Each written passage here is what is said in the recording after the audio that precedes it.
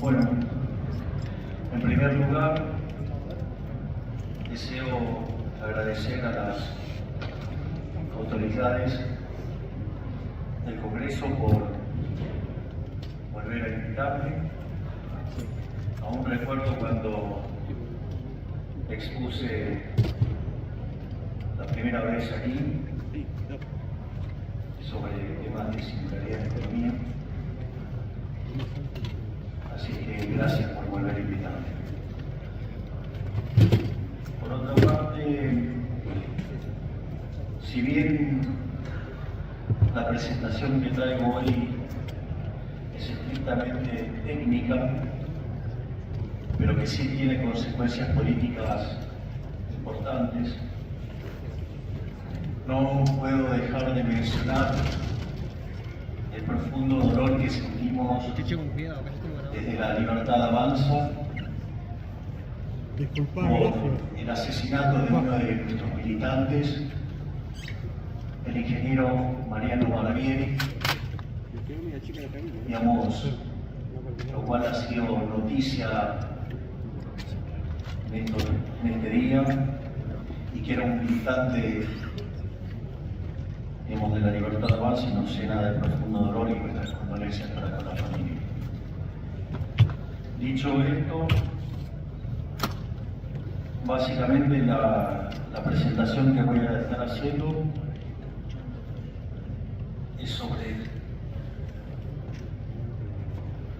lo que va a ser mi próximo libro, y que, si bien son cuestiones de índole estrictamente técnico, tienen consecuencias muy importantes en términos políticos, donde el eje central de la charla es capitalismo, socialismo y la trampa neoclásica, y explicar cómo los instrumentos que utilizamos los economistas pueden ser terminando herramientas absolutamente funcionales para la intromisión del socialismo, la degradación de la sociedad y la catástrofe económica y social. En ese sentido, va a haber una parte introductoria donde voy a estar contando esta situación. Después ya me voy a meter con la parte más densa desde el punto de vista técnico, y por último voy a ir al remate. Concretamente, uno lo que tiene que considerar, yo recuerdo cuando me dieron el diploma de la Asociación Argentina de Contribuyentes, como había estado en la pandemia, sucede que nos dieron el diploma en el mismo día a mi colega José Luis Espert y a mí, y que por orden de cómo habíamos firmado le tocaba primero a José Luis y después tenía que exponer yo. Y en ese contexto, José Luis explicaba que básicamente los impuestos existen porque existe el Estado, y que el Estado existe para corregir los fallos de mercado. Es decir, nadie, digamos, se le ocurriría cuestionar que José Luis sea liberal, más allá de sus decisiones políticas, pero, digamos, una línea que uno podría entender que es una línea neoclásica, la línea Chicago, donde se reconocen los fallos de mercado y se reconoce el valor de la intervención. Obviamente después de eso me tocó exponer a mí, y como yo soy liberal, pero no de la Escuela de Chicago, o sea, soy liberal de la Escuela Austríaca de Economía, mi primera reflexión es que en realidad los fallos de mercado no existen. Entonces, cuando usted considera que hay un fallo de mercado, lo primero que sugiero es que vaya y revise en ese mercado si hay o no una intervención estatal. Y si aún habiendo chequeado que no hay intervención estatal y que efectivamente no la hay, le sugiero que haga el análisis de vuelta porque el análisis está mal. En ese sentido, también cobra relevancia la definición de mercado. Lamentablemente, me suelo encontrar con muchos economistas que no saben definir mercado. Y que cuando uno les pide que definan mercado, se los ve torpemente murmurar y tratar de describir de manera precaria un mero gráfico. En ese sentido,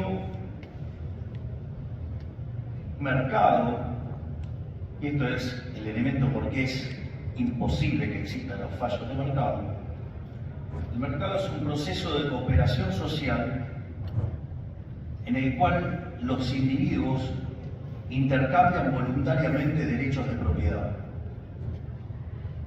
Y esto es independientemente que después ustedes se puedan equivocar o no, porque el error es parte de la vida. Pero, digamos, si las transacciones son voluntarias, no hay fallo. Entonces, la única forma que puede haber fallo es cuando hay coacción. Y el único agente que ejerce la coacción de manera generalizada es el Estado. Por lo tanto, difícilmente en una economía de libre mercado puede haber fallo de mercado. Entonces, esa es una de las dimensiones que uno tiene que enfrentar. Después otro problema que yo veo y se hace más notorio es un problema del modelo versus la realidad. Pareciera que en algunos casos los economistas perdieron la brújula, que el modelo es una representación simplificada de la realidad. Es decir, supongamos que yo quiero ir de A a B. Si tuviera un mapa a escala 1 a 1 no me sirve para nada. Porque si tengo un mapa a escala 1 a 1 es lo mismo que no tener nada. Entonces es una representación simplificada de la realidad tal que me permita ir de A a B. Ahora bien, el mapa tiene que tener determinadas características tal que me permita llegar de A a B. Si en el medio, no sé, viene un bombardeo, faltan puentes, faltan pedazos del camino, digo, el mapa, digamos, por más lindo que sea, por más cuestiones estéticas que tiene, no nos sirve para nada. Y esto, digamos, en los economistas se ve recurrentemente, donde se abrazan a un modelo, no sé por qué motivo, pero se abrazan a un modelo y tratan de torturar la realidad para que se parezca al modelo. Consecuentemente, el resultado termina siendo horrible. Y en ese sentido hay dos discusiones o dos planos de la discusión, y esto sirve para entender dónde vamos a estar discutiendo. Una se nota bastante y es bastante evidente cuando ustedes toman las discusiones entre los economistas, ¿no? Entonces, ustedes los pueden ver enfrentados porque adhieren a distintas escuelas. Entonces, algunos, digamos, podría estar mirando, no sé, debates entre keynesianos y monetaristas, entre neoclásicos y, digamos, y neo-keynesianos. Podría estar viendo debates entre heterodoxos y ortodoxos. Podría estar viendo debates entre liberales, los que adhieren a la línea Chicago y los que adhieren a la escuela austríaca.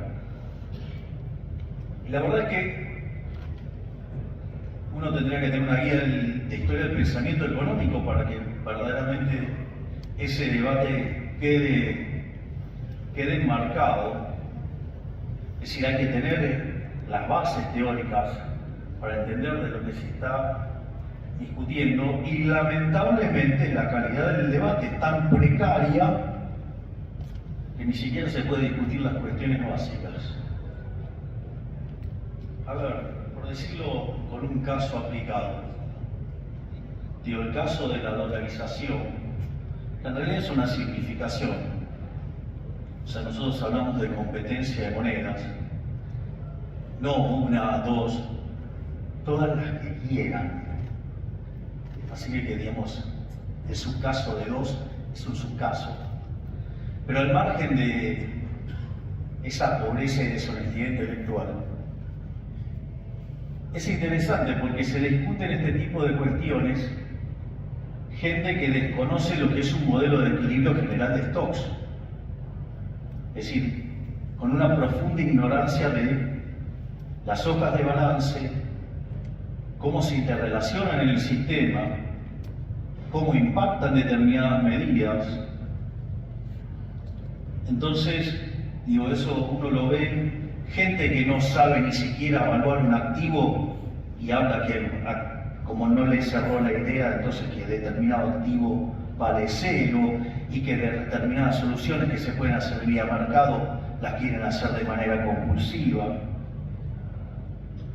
O más simple todavía, porque uno podría decir, bueno, eso requiere conocimientos de finanzas, más o menos profundo, pero entender de finanzas. Digo, ¿cómo evaluar el balance del activo del Banco Central para poder liquidarlo? Y digo, pero uno diría, bueno, está bien, uno puede entender que es un campo más especializado, pero la verdad es que implica, la calidad de discusión implica que no entienden siquiera el rol del dinero. Jamás se enteraron que el dinero es un bien de intercambio indirecto y que obviamente a lo largo de la historia ha ocupado distintos roles y ha sido ocupado por distintos bienes, ¿sí? Que eran para arreglar el problema de la doble coincidencia y el problema de la indivisibilidad. Entonces, mientras que el hombre fue nómada, el primer tipo de dinero fue el ganado. Pero una vez que el hombre se asentó y que lo que más comía era pan, entonces el bien que más intercambiaba, ¿cuál era? Era el trigo. Consecuentemente se usó el trigo. O, digamos, el tabaco, el lino, en las cárceles los cigarrillos. Ustedes no demandan ese bien porque ustedes quieren tener ese bien, sino que lo utilizan para tener otros bienes, es decir, para resolver el problema del trueque. Y eso lo constituye el dinero. Y es interesante porque la realidad es que, ¿saben qué? Todo el dinero del mundo no se lo pueden llevar al traje de madera. Así es que, más allá de lo que quieran hacer, disponer de lo que creen que ese dinero, no se lo van a poder llevar. Por lo tanto, ese dinero, digamos, es una demanda espejo, si ustedes quieren, de un sendero intertemporal de consumo. Es decir, cuya contrapartida para poder instrumentar esas operaciones de consumo a lo largo del tiempo es algún bien que trabaje como bien de intercambio indirecto llamado dinero.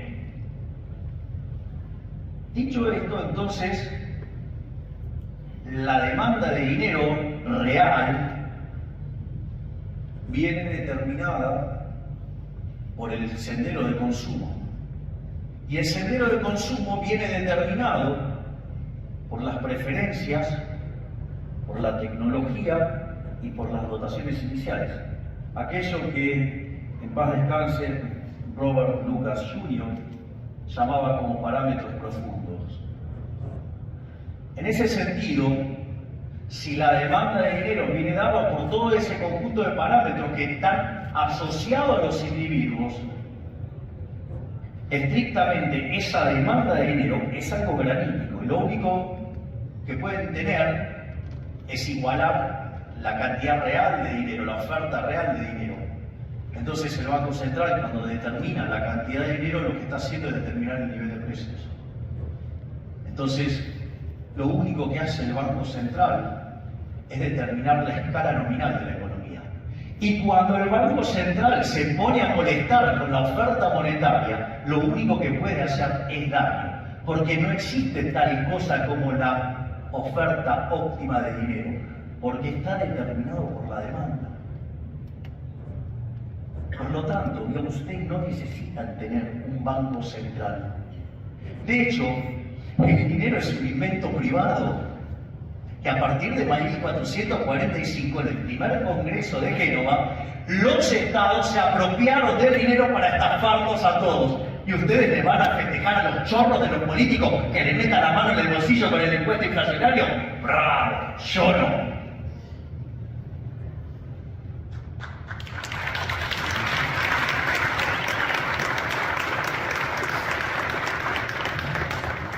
Esto quiere decir que tenemos problemas hasta entender la teoría básica.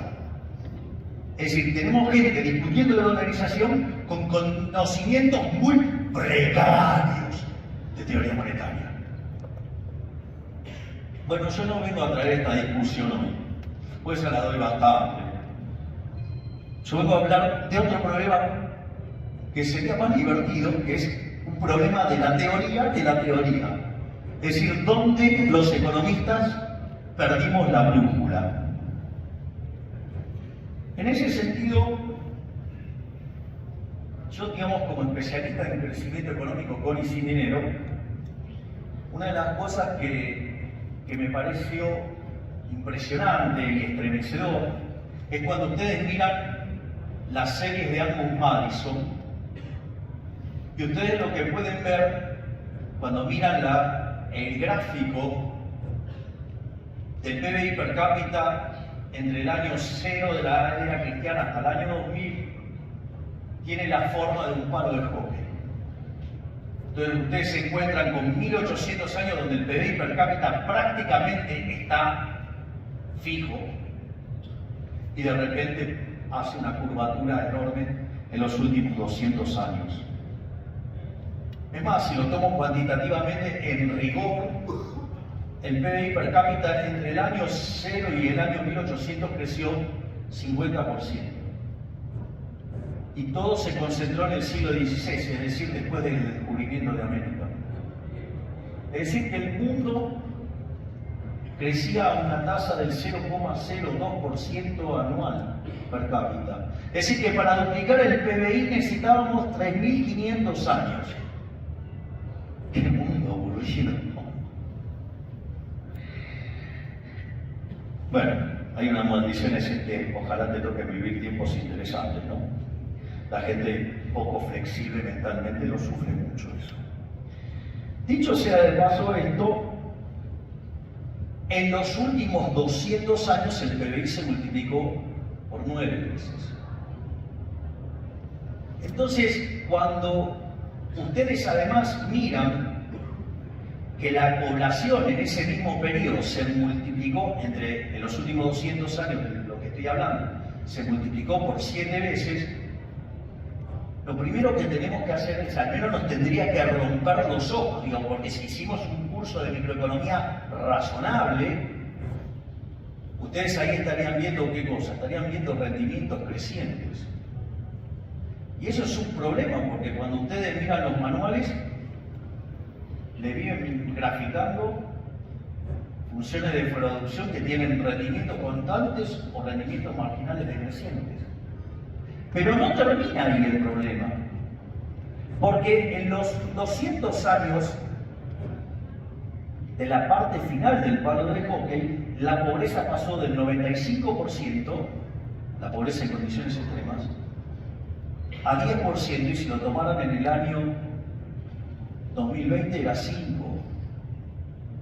Entonces, ¿cuál es el problema que tiene la teoría económica acá?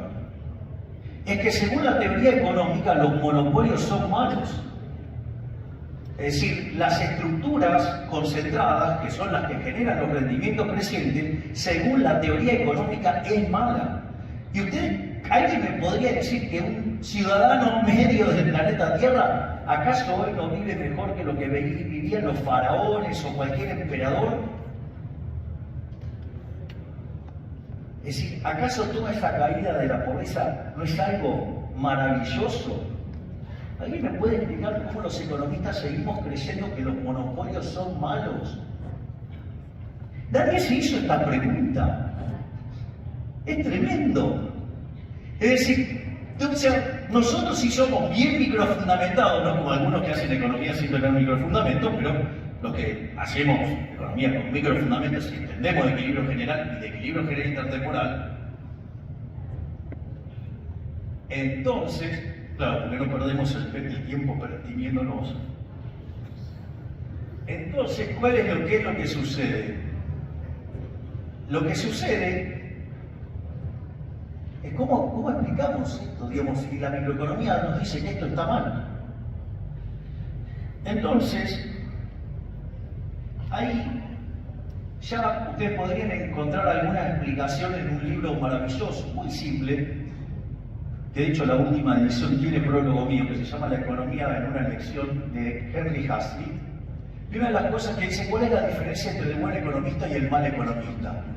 Dice, el mal economista solamente mira un mercado, es decir, no mira las consecuencias sobre otros mercados. Y lo dice de manera elegante, pero dice, y son tan brutos que ni siquiera toman en cuenta las consecuencias futuras. Es decir, son tipos que hacen equilibrio parcial de un solo periodo, cuando ustedes tendrían que estar mirando equilibrio general intertemporal. Entonces, cuando uno empieza a mirar esto, dice, bueno, tratemos de entender dónde es que se rompió el análisis económico.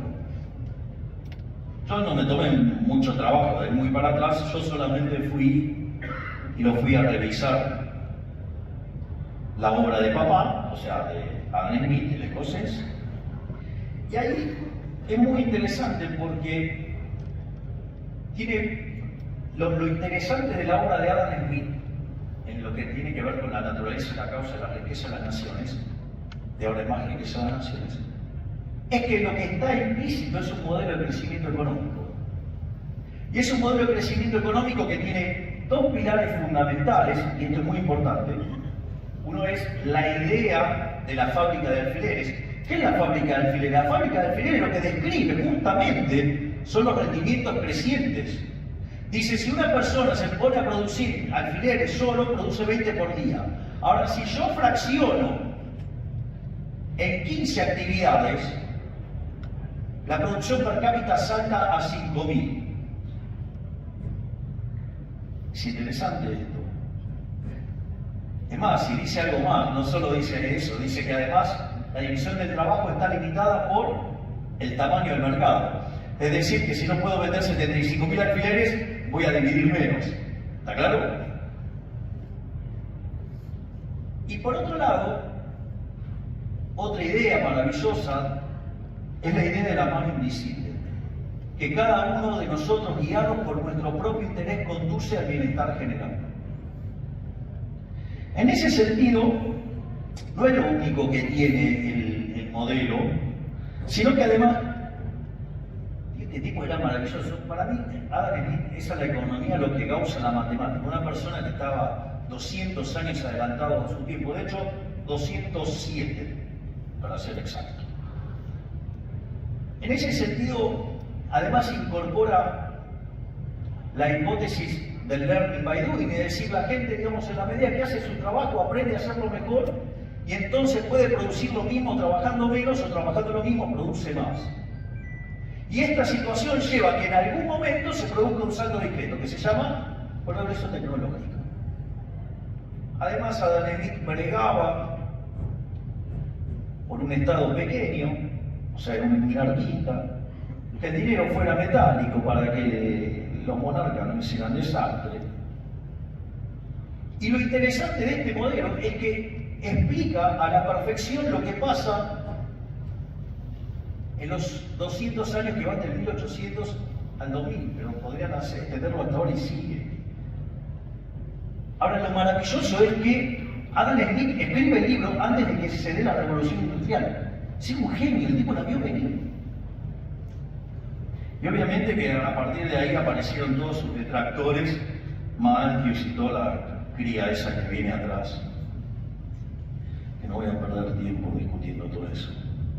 Pero una de las cosas que sucede como elemento de la discusión de la teoría del valor, aparecen los neoclásicos. Y ahí aparecen Menger, Gibbons y Van Raab. Y lo interesante es que Básicamente, ya a inicio del siglo XX, este problema se había hecho evidente. Es decir, a inicio del siglo XX, este problema del palo de hockey, de los rendimientos crecientes, como habían modelado y habían, en la línea de Barra, estaban trabajando en hacer que la economía se parezca a la física, entonces se empezaba a ver algunos problemas y en especial, ahora me voy a ocupar más directamente, el tema de Pareto, el óptimo de Pareto. Si el óptimo de Pareto dice que si ustedes pueden mejorar la vida de alguien sin molestar a otro, ustedes pueden hacer una mejora y esa es una mejora paretiana. Y cuando eso se agota, que no se puede hacer más, están en el óptimo de Pareto. Que parece muy simpático así, cuando después lo ponen en términos dinámicos es una cosa verdaderamente aberrante. Y ahora lo vamos a ver también. Pero mientras que esto ocurría, digamos, y entonces aparece la discusión entre Alfred Marshall y Alvin Young y cómo, digamos, hacer para mantener la estructura matemática del modelo de competencia perfecta para ponerle crecimiento y que se le pone externalidades, o sea, todos trucos matemáticos, no teoría económica. Después se viste de teoría económica, pero esa es la gran mentira. Entonces, ¿cuál es el punto? Se empieza a discutir, por ejemplo, todo lo que tiene que ver con la teoría del monopolio. ¿Por qué? Porque justamente querían explorar el problema de los rendimientos crecientes. Entonces ustedes tienen contribuciones como la de John Robinson o como la de Chamberlain. Digo, ¿para qué? Para explicar por qué, digamos, el mundo estaba creciendo. Pero, claro, en 1936 cayó un terremoto teórico que nos rompió la cabeza a todos y hizo un desastre. Digamos, que es cuando John Maynard Keynes publica ese panfleto nefasto en favor de políticos mesiánicos, chorros y corruptos para justificarle cualquier aberración. Que hoy algunos que se tildan de ortodoxos, cuando quieren ajustar, miran solo al sector privado, no al sector público. Ojo con esos, porque son cómplices. El ajuste lo tiene que pagar la política, lo tiene que pagar los parásitos. Ustedes no le pueden cargar el costo al que produce. Digamos, ustedes no salvan al parásito, ustedes tienen que salvar al cuerpo. Cuidado con esos economistas que quieren preservar al parásito. Es decir, todos menos yo.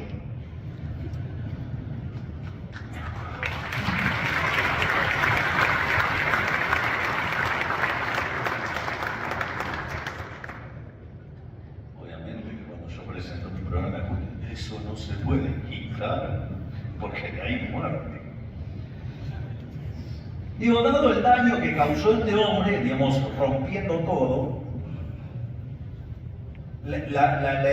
cuando uno se empieza a dar cuenta que ese marco analítico tenía graves problemas y todo, empieza a haber toda una reaparición, digamos, del análisis de equilibrio general. Y entonces, después de la obra de Abraham Wald, digamos, que toman como referencia, aparece Lionel Mackenzie, aparece Arrow y Debré, Arrow y Hahn. Y es interesante esto porque la mainstream se ocupa, o sea, esta es la parte donde esto ahora se empieza a poner denso, de todo lo que tiene que ver con el análisis del equilibrio. El equilibrio tiene tres cuestiones cuando ustedes estudian el equilibrio. Una cuestión tiene que ver con la existencia, otra cosa tiene que ver con la unicidad y otra tiene que ver con la estabilidad. Es decir, se estudia si el equilibrio existe, es único y es estable. En ese sentido, cuando ustedes se ponen a estudiar el problema de la existencia, para probar la existencia del equilibrio general, ustedes tienen que trabajar con un teorema de punto fijo. Si hubieran tomado mis cursos de Economic Modeling, todo esto lo sabrían, pero digamos, en general no eran tan populares. Imagino que hoy serían algo más, pero no era el momento que daba clase de esto. En ese sentido, ustedes entonces necesitan conformar funciones de exceso de demanda que tengan características que permitan aplicar un teorema de punto fijo. Y un teorema de punto fijo requiere, digamos, que eso ocurra en un conjunto convexo que sea cerrado y las funciones sean continuas.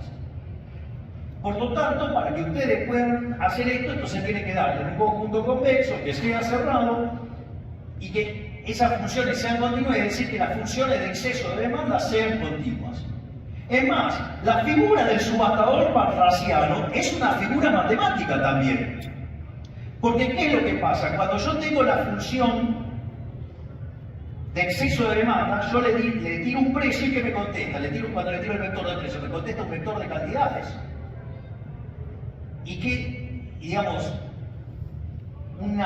Digamos, un teorema de punto fijo requiere una función que va hacia sí mismo, es decir, es de precios hacia precios. Entonces, ¿cómo hago para hacer eso? Si yo tengo desde precio hacia cantidades. La figura del subastador parrasiano dice, dadas las cantidades, cuando la oferta supera la demanda, el precio cae o viceversa.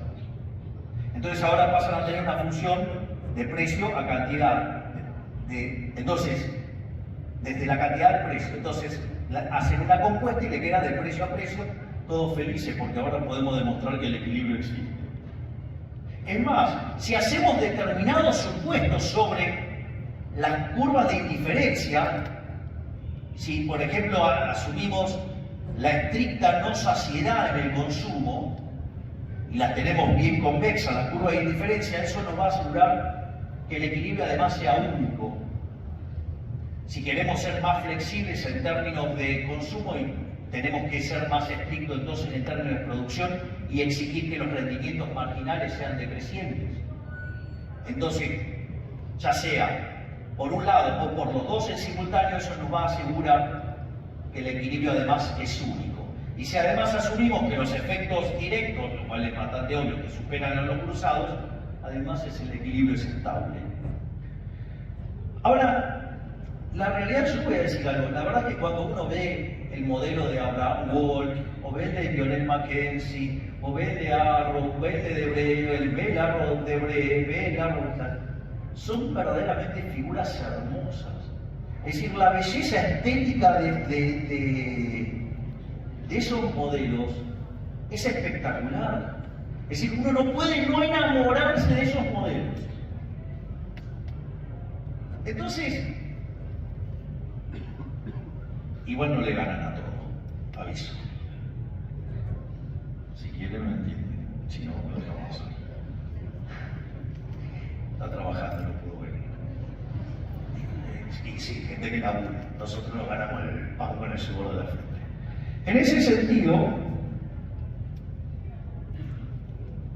se avanza más sobre este tema y entonces quieren analizar la optimalidad.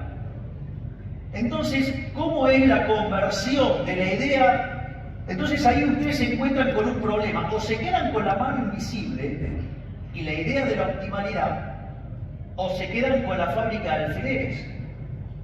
Pero la fábrica de alfileres, al mostrar una función de producción con rendimientos crecientes, el problema es que no podrían encontrar qué cosa, en principio. No podrían encontrar un máximo. Lo cual, en rigor, es falso, porque ustedes van a estar limitados por las dotaciones. Y después hay una cuestión de índole empírica, si no me quedo con una sola empresa, y eso no se da. Entonces, frente a esa situación, ¿cómo, digamos, se modela el óptimo de Pareto? Donde cada uno maximizando, que es de donde surgen estas funciones de exceso de demanda, es decir, las funciones de demanda y las funciones de oferta, esas funciones responden a una optimalidad. Entonces, cuando el equilibrio existe, es único y es estable, que además tiene la característica de ser óptimo de Pareto, porque están todos maximizando.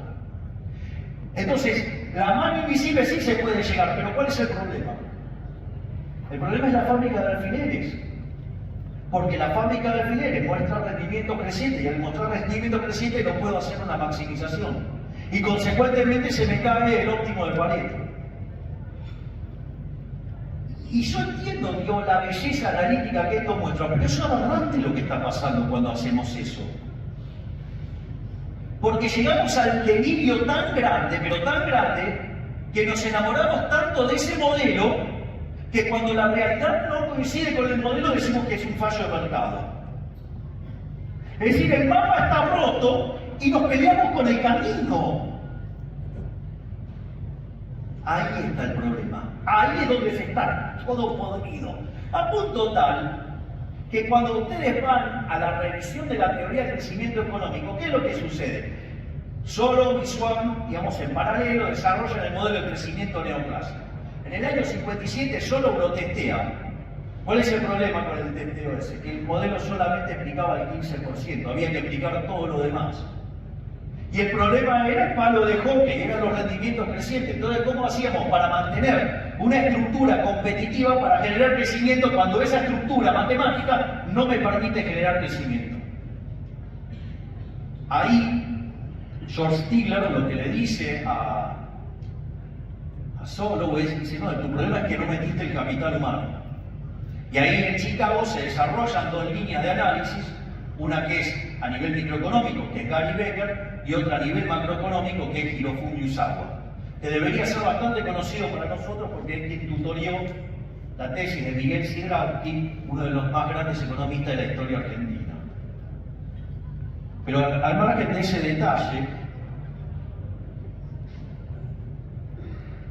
lo otro que optaron es meter el progreso tecnológico de manera exógena. Y al final todo el modelo era explicado por algo que se ponía a dedo, lo cual era una ridiculez y motivo por el cual hacia la década de 70 este campo de la teoría económica había desaparecido. Hasta que llega Paul Romer en la Universidad de Chicago en el año 1983, presenta su tesis doctoral, que de hecho es el Premio Nobel de Economía, y es tutoriado por otro Premio Nobel de Economía, que es Robert Lucas Jr., que además había tomado los cursos con Usawa. Y ahí es donde aparece la teoría del crecimiento endógeno y que son distintos modelos para poder explicar justamente el palo de hockey. Y después de todo eso nos terminamos dando cuenta, 207 años después, que papá tenía razón, que Adam Smith tenía razón. O sea que era, en el fondo, como decía Stigler, en Adam Smith está todo. Ahora bien, pero ¿cuál es acá el problema grave? El problema es que cada vez que la realidad no mapea con el modelo, lo llamemos fallo de mercado. Lo cual es absolutamente ridículo. Y toda esa falla de mercado deriva porque nos hemos abrazado a una idea de optimalidad que está mal. Les pongo en otros términos. Pregunta, ¿alguno de ustedes está en contra del progreso tecnológico?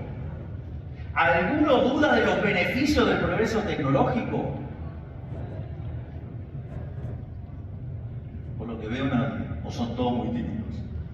Digo, al margen de esa situación, es tan obvio que nadie se puede oponer al progreso tecnológico. Bueno, va, la izquierda, pero digo, entre el neandertal y la izquierda no hay mucha diferencia, ¿no?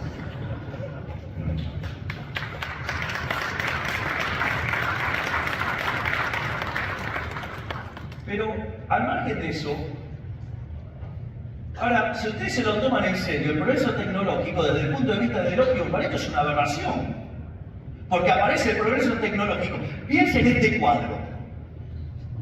Aparece Edison con la lamparita. ¿Ustedes qué creen? ¿Cómo se sentían los fabricantes de velas? Los productores de vaselina estaban felices. Gracias, hay gente que entiende que tengo buen sentido del humor. Entonces, digo, es aberrante.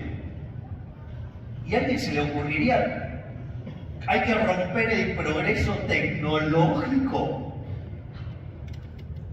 porque no me cierra el óptimo de Pareto, pero eso es disparate. Le aviso que algunos economistas, que se la dan de serios y que desafortunadamente están cerca a los candidatos, digo, quieren agarrar, regular, digo, restringir el progreso tecnológico, parece que quieren castigar a los emprendedores. Uno que tiene un nombre compuesto, radical. Andaba dando vueltas por las fotos. Así que los enemigos del progreso son el del fondo. Entonces,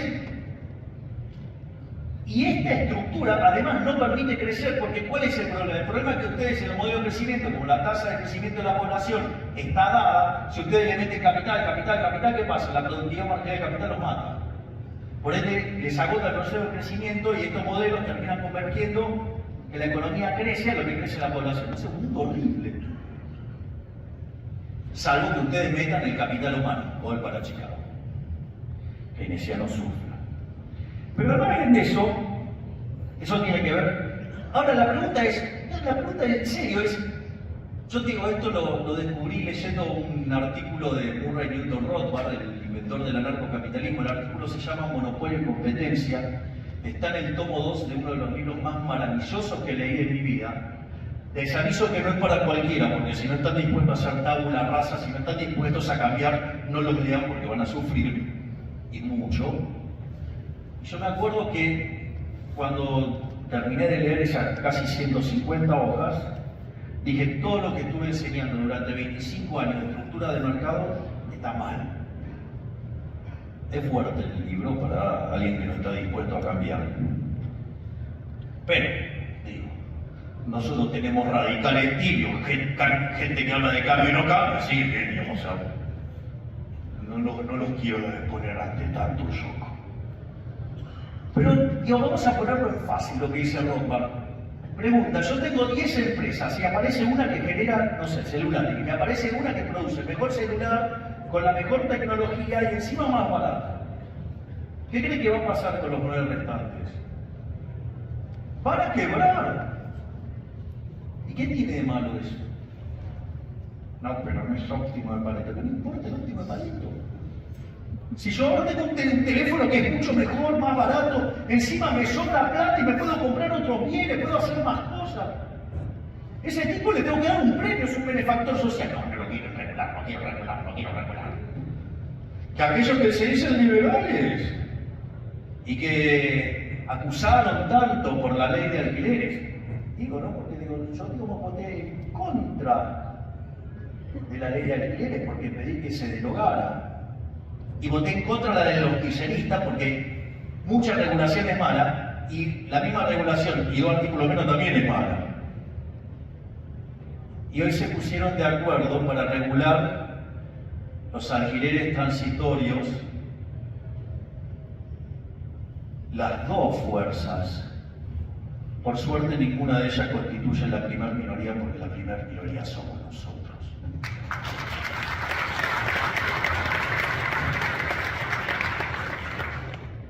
Pero para que no se dejen engañar, cuando le dicen que vamos a ser capitalistas, no van a ser capitalistas. Capitalistas con la propia, con la de ustedes les van a meter la mano en el bolsillo como siempre. Entonces, la realidad es que ese tipo es un benefactor social, da más laburo, gana plata, genera fondos para invertir, si lo ahorra, genera, digamos, expansión del consumo en algún sector si se la gasta.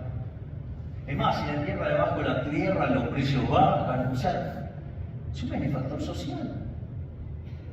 O nos permite ahorrar plata para comprar otras cosas. Una fiesta. ¿Qué es lo que tiene de malo eso? Si el problema está mal la teoría económica, esta enfermedad de llamar fallo de mercado cuando el modelo no me cierra. Y este tipo de cosas, y ya entro con las últimas reflexiones en estos otros casos. Uno de los casos emblemáticos de estos son los bienes públicos. El caso de los bienes públicos, ustedes para definir un bien público básicamente tienen que tener rivalidad, o sea, un problema de no rivalidad de consumo y un problema de que no se puede excluir. Digo, a ver, pensemos en las luces acá.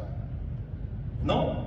O sea, que yo me ilumine con esas luces, o sea, yo me estoy consumiendo la luz, y eso no impide que ustedes la consuman. Es decir, no hay rivalidad de consumo. O sea, yo estoy consumiendo la luz y ustedes también. No hay ningún tipo de problema. Es más, el que está poniendo la luz en realidad no puede, si me da luz a mí, excluirlos a ustedes. Bueno, ese es el típico caso de un bien público. Y, en teoría. Y eso, digo, los manuales están llenos de esos casos de bienes públicos. Entonces tuvo que aparecer un señor como Ronald Coase, que no era economista, era abogado. Y claro, no estaba contaminado. Daba clases de derecho en Chicago, pero en derecho. Y tenía el hábito de ir a divertirse, yo me imagino, con la tonterías que le decimos los economistas cuando nos pasamos el neoclásico, iba a asistir a esas reuniones que armaba Milton Friedman. Y al pobre Coase se le mataban de la risa. Entonces, ¿qué es lo que hizo Coase? No tuvo mejor idea que ir y chequear cada uno de los faros del siglo XIX. No, porque si no eran bienes públicos, entonces digo, y no los daba el Estado, entonces no podían existir los faros. Entonces existían faros. Entonces, ¿qué hizo? Fue y estudió cada uno de los faros del siglo XIX. Y adivinen qué descubrió, que eran todos del sector privado. Y eso lo inspiró a escribir un paper, digo, que digamos, que probablemente es uno de los elementos que sostiene su galardón como Nobel de Economía, que tiene que ver con la naturaleza de la firma. Pero, porque lo que dice es, pero está mal especificado el comportamiento de la firma. Es tan ridículo como está modelada la firma en la teoría neoclásica, que les propongo, miren, a nivel intermedio, el mejor libro de microeconomía, sin lugar a dudas, es el libro de Hal Varian. No hay mejor libro que ese. Yo tengo cerca de 500 libros de microeconomía. O sea, la época que daba clase de micro me generó algún toque. O sea, entonces, y es más, ahora cuando salen nuevos me los compro también para, digo, tenerlos todos. O sea, ahora leo un poco menos porque estoy un poquito más ocupado con otras cosas. Me dedico a tratar de echar gente que roba. Pero, digamos, y eso, y como hay tantos ladrones, me cuesta mucho trabajo. Pero, digo, al margen de eso, ¿alguien se imagina cuántas veces se nombra la palabra empresa o empresario? O firma, ya directamente me relajo totalmente y le doy 3 opciones. Y que las sumen todas. 4 veces. Ustedes se dan cuenta, en un libro de microeconomía, el eje central de la generación de riqueza está en la empresa, y 4 veces. Hay algo que anda mal.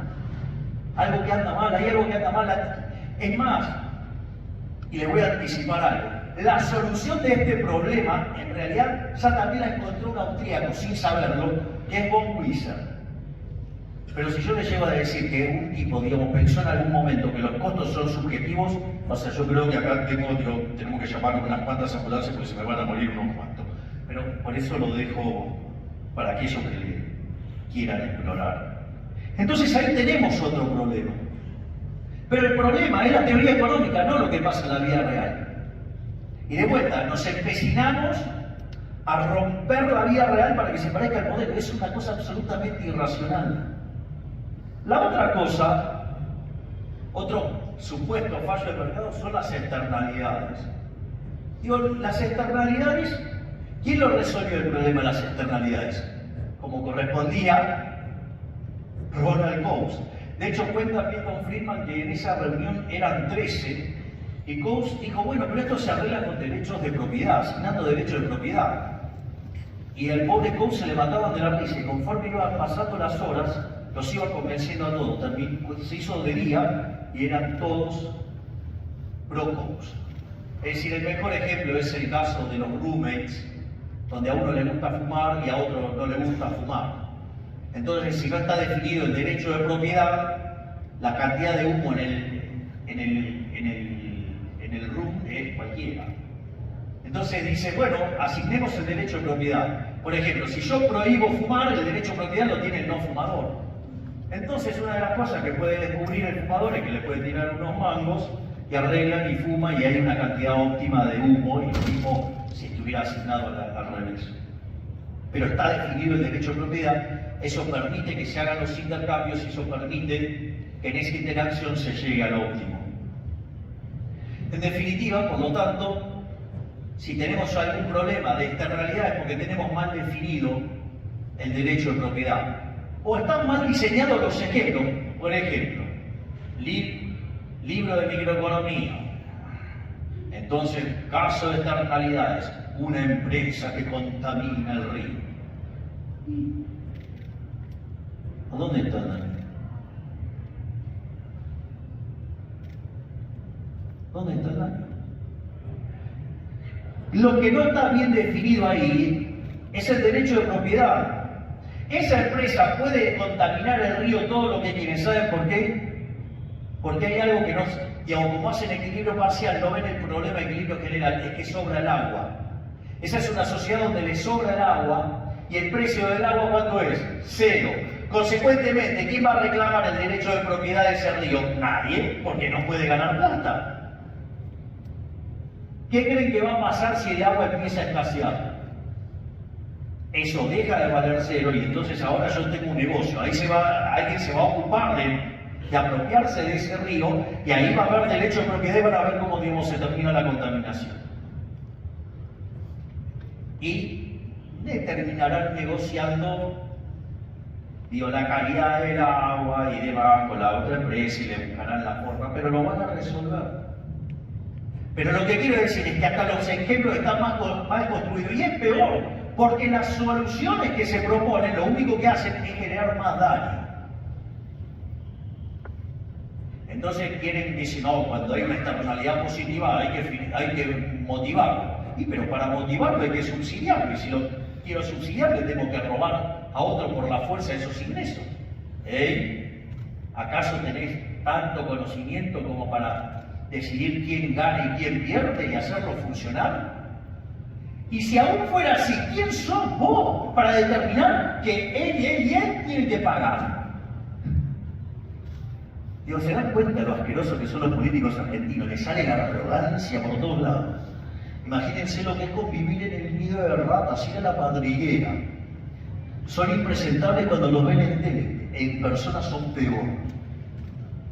Yo me acuerdo que al poco tiempo de asumir, un periodista me dijo, bueno, usted ahora que está ahí con la carta, ¿qué opina? Entonces le dije que me había equivocado. Entonces salió y me dijo, bueno, ahora usted está ahí adentro, entonces ahora no piensa que son castas y que esto. Le dije, no, discúlpeme, usted se equivocó, me quedé corto. Son infinitamente peores de lo que yo me imaginaba. Pero, digamos, como la queja para mí no es solución, la desidia no es solución, decidí meterme ahí adentro para romper todo el status quo y terminar con estos choques de una vez por todas, para poner de pie a la Argentina y que de acá a 35 años volvamos a hacer una constitución.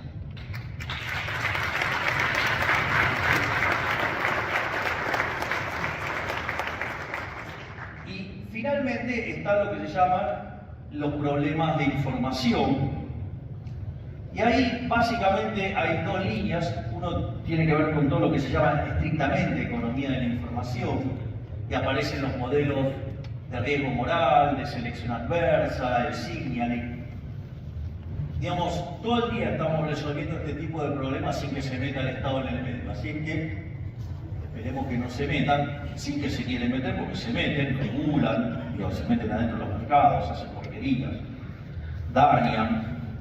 Y la otra es el tema de los fallos de coordinación, donde básicamente lo que se hace es recurrir a la teoría de los juegos y lo que tiene que ver principalmente con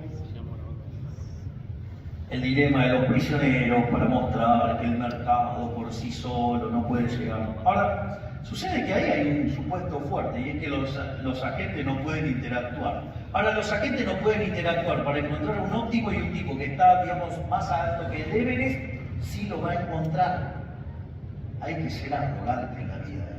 Es decir, no lo puede resolver el tipo que está en la trinchera interactuando con la contraparte y lo va a resolver un inútil desde el Himalaya, que no sabe ni siquiera lo que pasa y lo va a resolver mejor que usted que está en la tribuna. O sea, carajo, ¿qué quiere que le diga? Es decir, lo que quiero mostrar es que cada vez que ustedes quieran hacer una corrección de un supuesto fallo de mercado, inexorablemente por desconocer qué es el mercado, por haberse enamorado de la estructura del aro de Bré y creer que lo que no coincide con eso es un fallo de mercado, le estamos abriendo la puerta a las basuras de los políticos para que intervengan. Y cuando intervienen, terminan violentando los derechos de propiedad. Y como consecuencia de eso, el resultado de la intervención hace que el resultado final sea peor que lo que teníamos originalmente. ¿Y cómo reacciona el político ante esta situación? ¿Ustedes creen que van a decir que se equivocaron? El imbécil de la Ecovestia, después de esa nefasta ley de alquileres, ¿qué dijo? Falló la regulación. ¡No! ¡Falló la ley! ¡Falló el legislador! ¡Fallaron los malditos diputados y senadores que votaron esa basura! No, pero hay que regular. ¿Qué regular? Salir del medio, correte del medio. Solo hace daño. Porque nada que parte de una fuente coactiva de ingresos puede ser bueno. ¿Qué fallo de mercado? No existe el fallo de mercado. Si algo funciona mal es porque está metido el Estado en el medio. Y de vuelta, vayan y busquen. Porque si no está el Estado, el análisis está mal y vuelvan.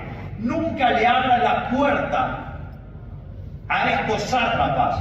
Porque una vez que entran, el resultado es peor. Y frente a ese resultado, no lo van a corregir con más libertad.